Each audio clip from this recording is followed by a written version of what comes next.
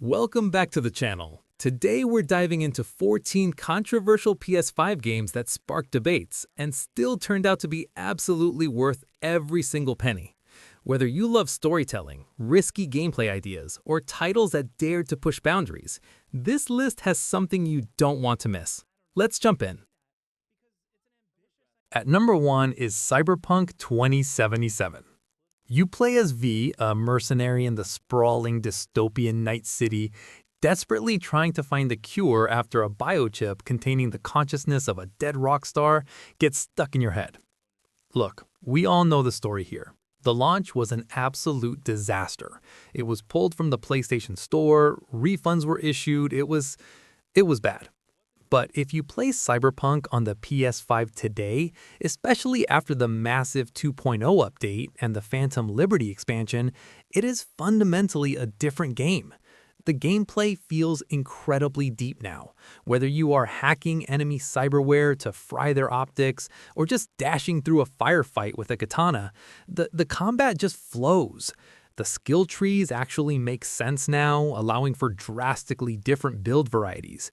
You get this very satisfying, heavy feedback from the weapons that just wasn't there at launch. It finally became the masterpiece CD Projekt Red promised. At number 2 is The Last of Us Part 1. You step into the shoes of Joel, a hardened survivor tasked with smuggling a teenage girl, Ellie, across a post-apocalyptic America because she might hold the cure to a fungal infection that destroyed the world. The controversy here wasn't about the quality of the game, but the existence of it. People were furious about a $70 price tag for a remake of a game that already had a perfectly fine PS4 remaster. And I get that, I really do. But if you have the cash, this is the definitive way to play it. Naughty Dog completely rebuilt the game in the Part 2 engine, and that dramatically changes the gameplay. The enemy AI is significantly smarter, meaning human encounters feel tense and unpredictable, rather than like you're just gaming a script. Plus, the way they utilize the DualSense controller. You feel the tension of the bowstring, the heavy metallic clack of a shotgun racking. It elevates a classic into a modern showcase. At number 3 is RETURNAL. You are Celine, an astronaut who crash lands on the alien planet Atropos only to discover she is trapped in a brutal time loop where every death brings her right back to the crash site. When Housemarque dropped this, the internet was up in arms. It was $70, it was punishingly difficult, and worst of all, there was no way to save your run. If you had to go to work, you either left your PS5 in rest mode or lost 2 hours of progress. But they patched in a suspense cycle and suddenly the game became incredibly accessible. The gameplay is pure, adrenaline-fueled bullet hell. You are constantly dashing through waves of glowing projectiles. And the movement is just, it's buttery smooth. The adaptive triggers let you pull halfway for your standard shot and fully for an all-fire. And once your brain adapts to that muscle memory, it feels incredibly intuitive. At number 4 is Forspoken. You play as Frey, a young woman from New York who is magically transported to the beautiful but corrupted world of Athia, where she has to use newfound magical abilities to survive. This game got absolutely crucified online for its dialogue. The Joss Whedon-style quips and the talking bracelet rubbed a lot of people the wrong way. And yeah, it can be a bit much. But if you can look past the chatter, the actual gameplay loop is fantastic. The magic parkour is the star of the show here. Once you unlock a few different spell trees, chaining together fiery explosive attacks while quite literally surfing across the landscape feels exhilarating. You build momentum, dodging enemy attacks, and the particle effects on the PS5 are visually stunning. It's a game where the traversal is so fun, you rarely ever want to use fast travel. At number 5 is Death Stranding Director's Cut. You are Sam Porter Bridges, a courier in a fractured post-apocalyptic world where you must physically deliver packages to isolated cities to reconnect the American grid. People called it a walking simulator. Hideo Kojima's vision was heavily mocked at launch for supposedly being boring. But on the PS5, this game is deeply, strangely addicting. The gameplay isn't about shooting, it's about terrain management. You are constantly shifting your weight with the controller triggers to keep your balance while carrying a massive tower of cargo.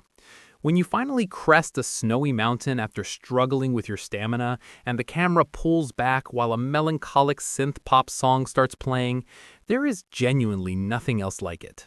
The director's cut adds new traversal tools and stabilizes the frame rate, making it the perfect time to give this weird, brilliant game a try.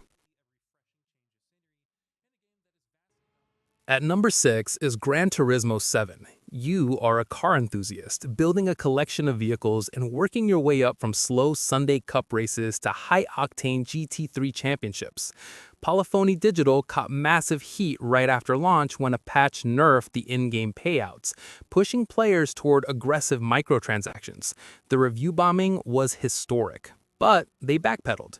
They fixed the economy, added massive updates, and today, it is the premier racing simulator on consoles. The driving physics are incredible. The way the DualSense controller communicates the feeling of the road is almost unbelievable. You can literally feel the slight loss of traction in the triggers before your car actually spins out, allowing you to correct your steering in real time. It's a masterclass in haptic feedback. At number 7 is Final Fantasy XVI. You play as Clive Rosefield, a disgraced prince on a bloody revenge mission in a dark fantasy world where giant magical beasts called icons are used as weapons of mass destruction. The controversy here came from the hardcore fanbase. Square Enix completely dished the turn-based, party-centric RPG mechanics the series was known for, turning it into a pure character action game. Purists hated it, but if you accept it for what it is, the combat is phenomenal. Designed by the combat director of Devil May Cry 5, the gameplay relies on perfect dodges, parries, and juggling enemies in the air. Swapping between different icon stances to unleash massive screen-clearing magical attacks feels weighty and destructive. And the boss fights? They are easily the most spectacular, jaw-dropping visual spectacles currently available on the PlayStation 5. At number 8 is the Callisto Protocol. You are Jacob Lee, an inmate who wakes up during a massive outbreak in a maximum security prison on Jupiter's dead moon, trying to bludgeon his way to freedom. This game had the misfortune of being constantly compared to Dead Space, seeing as it was directed by one of its original creators. At launch, the performance was stuttery, and people absolutely hated the melee combat system, calling it clunky. Striking Distance Studio spent months patching it, tweaking the healing speeds and weapon swapping, and now it's a terrifyingly good time. The gameplay forces you into extremely intimate, brutal encounters. You hold the thumbstick left or right to dodge heavy swings, then follow up with bone-crushing baton strikes. You get this incredibly visceral, sickening crunch when you finally take down a biophage. It's linear, it's gorgeous, and you can usually find it super cheap now. At number 9 is Star Wars Jedi Survivor. You reprise your role as Cal Kestis, a Jedi Knight desperately fighting a losing battle against the Galactic Empire while searching for a hidden planet free from their grasp. The backlash here was purely technical. The performance mode on PS5 at launch was a blurry, screen-tearing mess that struggled to hit 60 frames per second. It was genuinely distracting. Fast forward to today, and Respawn has completely overhauled the performance mode. Now you can actually enjoy the deeply satisfying lightsaber combat. The gameplay expands on the first game by letting you seamlessly switch between different stances, like a heavy cross-guard stance or a fast dual-wielding setup. Parrying a flurry of blaster bolts back at stormtroopers before using the Force to pull a heavy trooper into your blade feels incredibly empowering. At number 10 is Gotham Knights. You play as Nightwing, Batgirl, Robin, and Red Hood, trying to protect Gotham City from a rising criminal underworld after the sudden death of Batman. This game got dragged for two main reasons. It was locked at 30 frames per second on current-gen consoles, and the combat wasn't the free-flowing counter-heavy system from the Arkham games. Both of those things are true. But if you grab a buddy and play it in co-op, it is actually a lot of fun. The gameplay is more akin to an action RPG. You are managing cooldowns on your momentum abilities, using elemental weapons to exploit enemy weaknesses, dropping into a mob of criminals as Red Hood and just unleashing a barrage of mystic rounds while your friend swoops in from the sky. Yeah, it's mindless, but it's a remarkably enjoyable weekend playthrough. At number 11 is Days Gone. You are Deacon St. John, a drifter and bounty hunter riding his motorcycle through the zombie-infested wilderness of the Pacific Northwest, looking for a reason to keep living.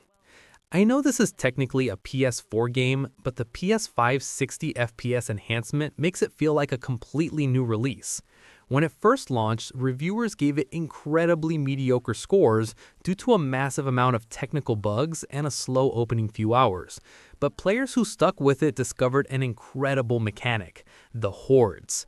The gameplay shift from a standard stealth action game into a desperate puzzle of crowd control. You are sprinting through logging camps, throwing napalm, setting up traps, and blind firing an LMG into a literal tidal wave of hundreds of zombies rushing you all at once. Experiencing that at a smooth frame rate on the PS5 is just breathtaking. At number 12 is Dying Light 2: Stay Human. You play as Aiden, a wandering survivor who enters the walled city of Villador to find his lost sister, only to get caught up in a faction war over the city's resources. Techland took a lot of heat when this dropped because the parkour felt floaty, the physics were totally downgraded from the first game, and the knights just weren't scary. Well, they listened. Over the last couple of years, they completely overhauled the physics engine and the night cycle. Now the parkour feels weighty and precise. You can actually feel the gravity pulling you down when you miss a jump. And the melee combat is ridiculously brutal now. Slashing a bandit with a modified machete yields very distinct dynamic reactions depending on where you hit them. The nights are pitch black and swarming with volatiles, bringing back that sheer, pant-wetting terror of a desperate chase back to a safe zone. At number 13 is Demon Souls. You step into the boots of a nameless warrior, venturing into the fog-engulfed kingdom of Boletaria to slay demons and collect their souls to lull a great ancient beast back to sleep. You wouldn't think a launch title would be controversial, but hardcore fans of the original PS3 version were very vocal about Blue Point Games changing some of the architectural styles and enemy designs. Plus, again, that $70 price tag for a remake of an old game. But my god, you guys, this game is an absolute technical marvel. The gameplay is methodical, punishing, and heavily relies on stamina management.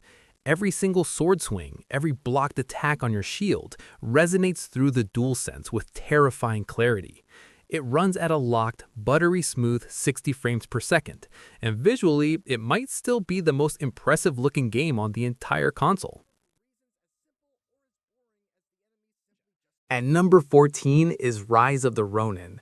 You are a masterless samurai navigating the chaotic final days of the Tokugawa shogunate in 19th century Japan, making political alliances and slicing your way through enemy factions. Team Ninja's open-world game was heavily mocked leading up to its release, because honestly, the graphics look like they belong in the early PS4 or even PS3 era. The textures are muddy and the world feels a bit lifeless. But once you actually get the controller in your hands, you stop caring about the graphics entirely. The combat is, it's just phenomenal. It relies heavily on a counter-spark parry system. You are rapidly switching between different historical weapon styles mid-combo, deflecting flurries of enemy strikes to drain their stamina before moving in for a brutal, bloody execution. It completely prioritizes gameplay over graphics, and it succeeds wildly. And that wraps up our look at 14 controversial PS5 games that truly delivered.